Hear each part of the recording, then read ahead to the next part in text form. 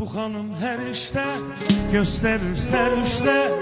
Bu hanım her işte gösterir serüşte. Böyle bir meleğden tapılmaz behişte. Böyle bir huriden tapılmaz behişte. Aladır kaş gözü, ay tek güzel özü.